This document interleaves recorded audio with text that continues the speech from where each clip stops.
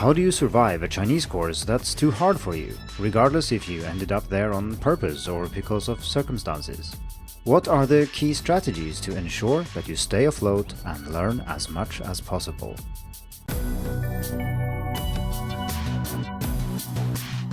Hello and welcome to the Hacking Chinese podcast. In this week's episode, we are going to continue our discussion of difficult Chinese courses, more precisely courses that are a little bit too hard for you. In a previous episode, we discussed some pros and cons of deliberately seeking out a course that is too difficult, but you might also find yourself in this situation by accident or because circumstances forced you into this course. So we're going to look at how to survive in such a course, what strategies to employ to make sure you learn as much as possible and stay afloat. If you want to listen to the first article regarding difficult courses, I've put a link in the description. I've separated this episode into 4 parts, with the first dealing with how you preview for lessons, so what you do before you get to class. The second dealing with what you do in class. The third one dealing with reviewing, so what you do after class. And the fourth one talking a little bit about assignments and exams. So let's start with previewing, which is by far the most important thing. Because if you are in a course that is too difficult for you, it means that your classmates are way ahead of you, and if you don't preview properly, it's going to be very difficult to derive much value from the lessons themselves, which means it will be much harder to catch up, and essentially you are wasting a lot of time. Now, you won't be able to catch up with your classmates just because you preview, at least not in general, but you might be able to do so locally for the topic that a specific lesson is about. And of course, you need to know this in advance. You need to either see it on the timetable, and if it doesn't say specifically what a certain lesson is going to focus on, you need to ask your teacher and make sure you know in advance so you can prepare accordingly. It is of course true that previewing is good for anybody, not just if you're in a course that is too hard for you, but the amount you need to preview to get something out of the lesson varies greatly depending on how well prepared you are or how good your level is in general. If you're in a course that's aimed at your level and the course is not super serious, there will be many people who don't preview properly and the teacher knows this, and so it will be possible to not preview at all and still get something out of the lesson. However, if you're far behind and the content is above your level, what will happen if you go to class without having prepared is that everything will go over your head and you will not be able to pick up much at all. So previewing becomes extremely important if you are behind. Exactly how much time you spend previewing will of course depend on how difficult the content is and how far behind you are, but it could be anything from half an hour, up to 3 to 4 hours if you're really far behind. So let's look at a few activities that I think are worthwhile to do before the lesson, and I've put these in a rough chronological order. The first one is to read the text at least once with overall understanding in mind.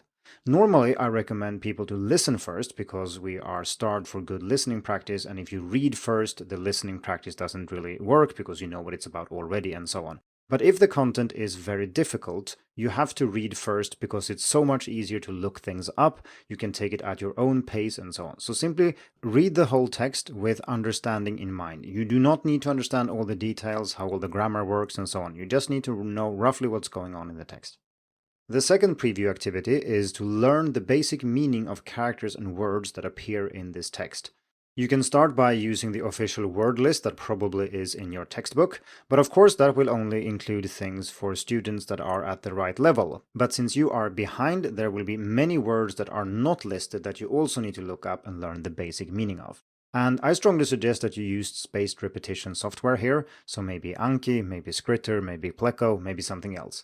But you do need to make sure that you learn the basic meaning. And I think spaced repetition here is very efficient. It's possible to learn the superficial meaning of things very quickly, or at least spending very little time per word or per character. Now, there are other methods of learning characters and words in general, such as large volumes of comprehensible input, but this is something you are unlikely to have time to do if you are in a difficult course, so relying on spaced repetition is recommended here. Note that I said the basic meaning of characters and words, so you're not meant to learn everything about them, how to use them, the involved grammar, and so on and so forth. That will come later. The goal here is to be able to follow what's going on, and then it's enough to understand them in the context of the lesson. Another thing you should try to get away from as much as possible is handwriting, and this is not because I think handwriting is not useful, but it takes a disproportionate amount of time to learn to write all these new characters and words by hand. And if you're required to do that, or if you choose to do so, it will simply eat up too much time that could have been spent learning more of the words, checking the text more carefully in advance, or reviewing, or doing other activities that would be much more beneficial and increase your chances of surviving this course much more than handwriting would. Naturally, if handwriting is an official requirement for the course, so you have to learn to write these things by hand, well, then you don't have much of a choice, but you could at least try to negotiate with the teacher. Maybe you can agree on writing some characters by hand, but not all of them. Or you can maybe even get away with typing. Exactly how this works will, of course, depend on the institution and the teacher in question, so I just suggest that you at least try. Preview activity number 3 is about listening as much as you can. So now that you know what the text is about, you should put the audio on your phone and you should listen to it as many times as you can before the lesson. Maybe this is 3 times, maybe this is 30 times. It depends a little bit on how much in advance you've started doing this, but listen as much as you can. You really can't do this too much. If you don't have audio, it's well worth the time and/or effort to get someone to record it for you. Because this is a way of previewing and later reviewing that uses time that you otherwise wouldn't have been able to use for studying, such as when you're out walking or when you're doing chores or you are exercising or something else. Then you can review or preview the text that you are working on while doing other things, which frees up a lot of time to study other things when you really sit in front of your computer or textbook or whatever. Number 4 is looking up grammar notes when necessary. So most textbooks, of course, have these. And if you encounter something you haven't learned but isn't explained in the textbook, maybe you can use something like Chinese Grammar Wiki to quickly figure out roughly what's going on. And again, the goal is not to be able to use these, it is about making sense of what it says in the text. Finally, number 5 is to read the text again before the lesson. By this time, you should have a good idea of what the text is about, of course, and you should also probably have lots of notes of things that you didn't know but that are useful for understanding and making sense of the text. If you know that you're going to be required to read aloud, this is also a good time to practice that. And don't forget that you have the audio, so you don't have to read only on your own. You should read and mimic a native speaker reading this text. This will be much better for your pronunciation and will also double as extra input. And now you should be ready for the lesson. Of course, how strictly you follow this will depend on how difficult the course is exactly and how far behind you are. But like I said in the previous episode, I've spent many hours for each lesson doing exactly these things, and I've been able to follow courses that are much above my level by doing so. So let's continue discussing the lesson itself, and here the most important goals are to stay focused and positive. Focusing on what your teacher says and what your classmates say is extremely important, but it's not as easy as it sounds, because if you don't understand much of what's going on, it's easy to just zone out and start thinking about something else. But it's vitally important that you stay as focused as possible, because if you don't do that, you stand almost no chance of understanding anything, and if you don't do that, you will not learn anything from the experience either.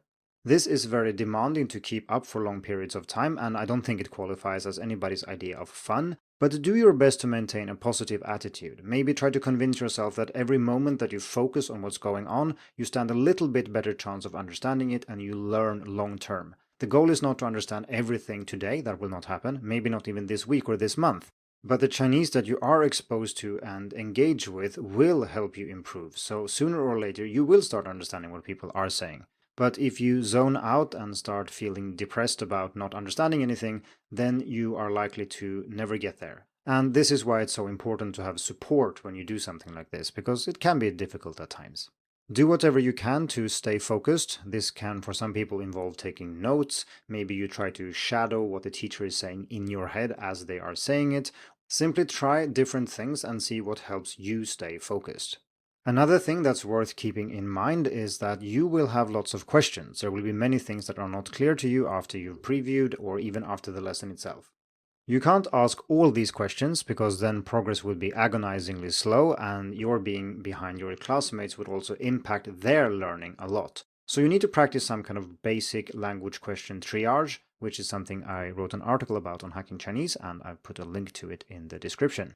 But the short version is that you should focus on questions that help you follow what's going on. If there is a word that keeps popping up that seems to be really important and you just don't know it, that's the kind of thing you should ask. you should not waste time asking questions such as, how do I use this word compared to that word? What's the difference between A and B? Or indeed anything that's related to output. That will come later, and it will be hard to grasp that before you have the necessary input anyway. This is also true for things that you could look up easily on your own, because if you can do it on your own, there is no reason to waste class time doing it. It's important that you keep a notebook so that you can look these things up later, because some of your questions might be very important. There is actually an advantage of writing down the questions at one time and then looking them up later, because when you look these questions up or when you read your own questions, if you don't know what they mean or you have forgotten why they are relevant, maybe they weren't all that important and you can skip them. But if you see a question that's still relevant, that you still think is important, of course you should try to solve it. Okay, so the key things to keep in mind in class is to stay attentive and to stay positive. If you do that, the rest will come naturally with some persistence. Now the lesson is over, but of course your work isn't done yet. I do suggest though that you take some time to relax. I remember when I was in the middle of an extreme learning project like this, I usually headed home and took a nap after lessons because I was so exhausted from staying focused for a few hours in class.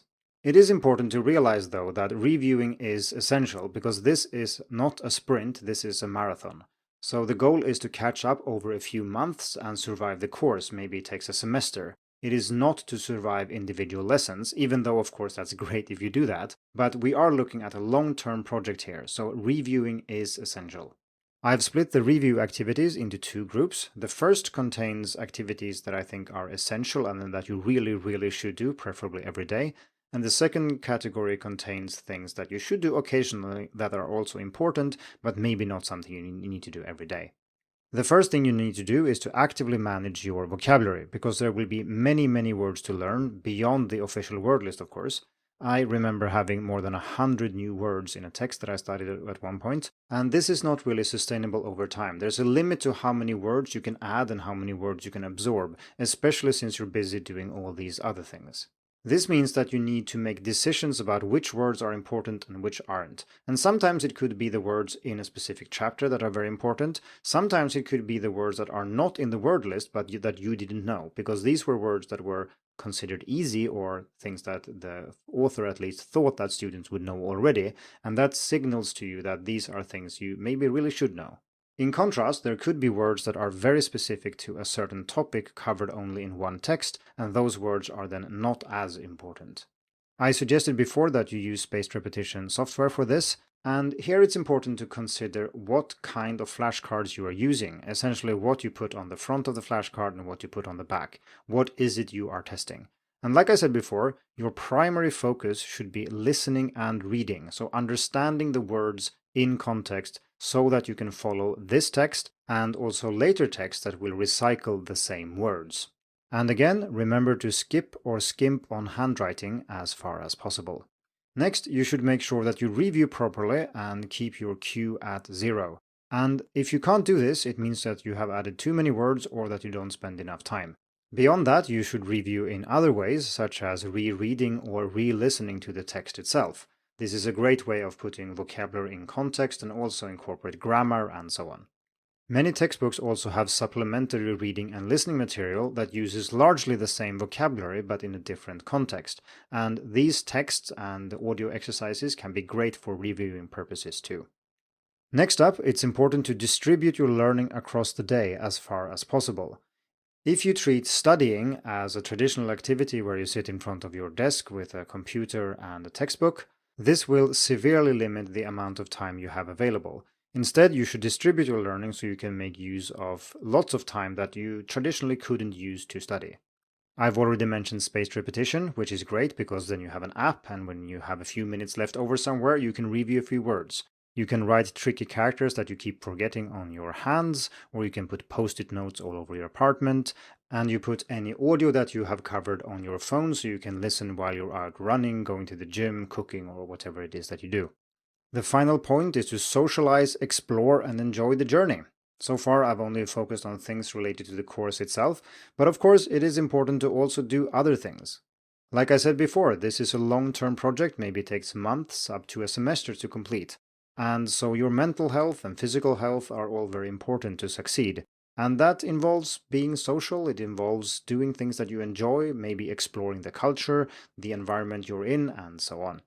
What works here is, of course, highly individual, but you can maybe try joining a school or university club. You can try practicing a sport of some kind, maybe travel, or if you find it difficult to find people, maybe you can start a language exchange and get to know people that way.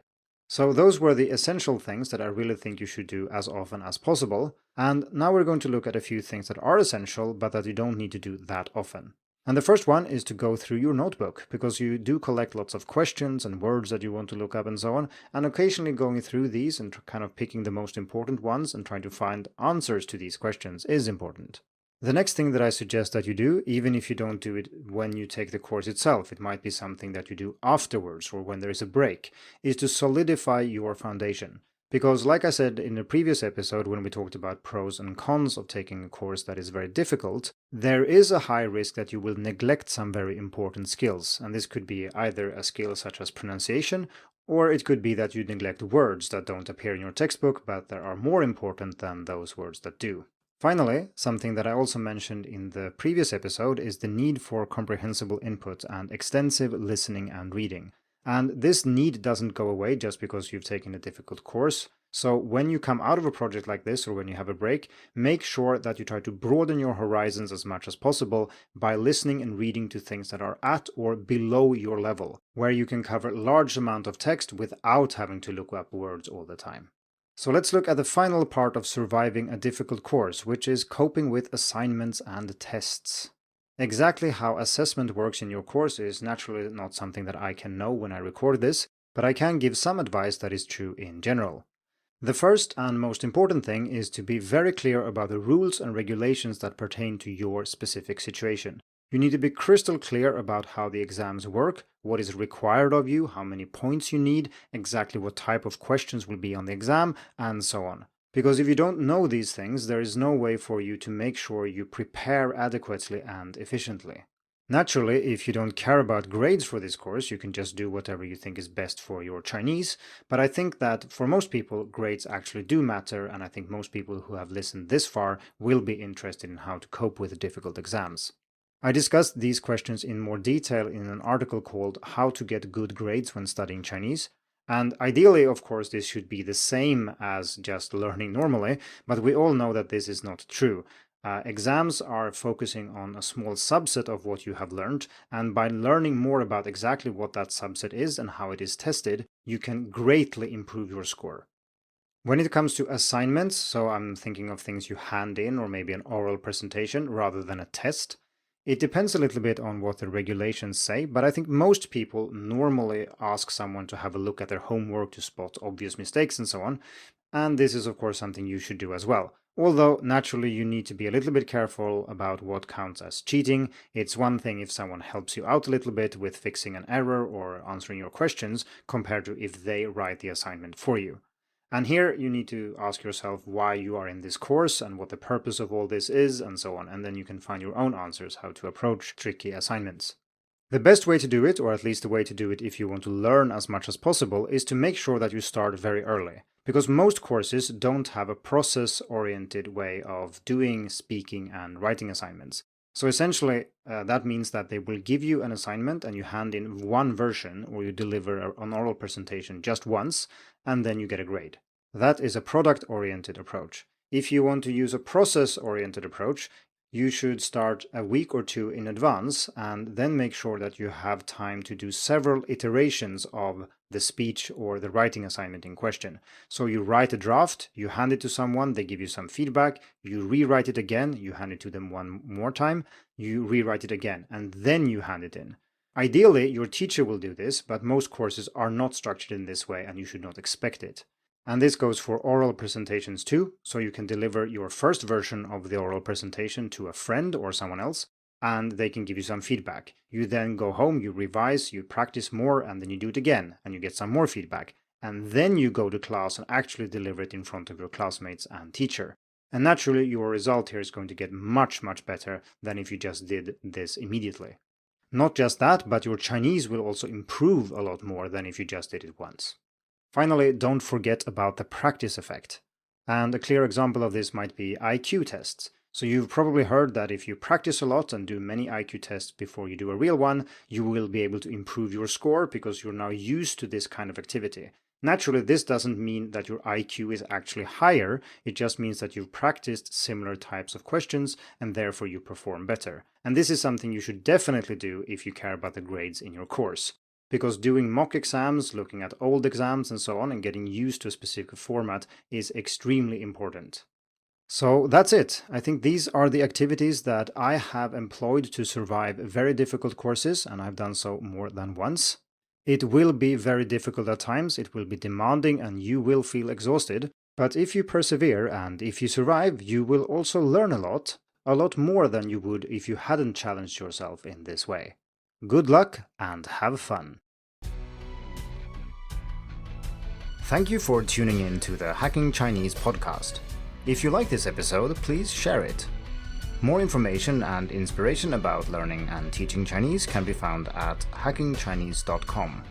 See you in the next episode, and until then, good luck with your studies.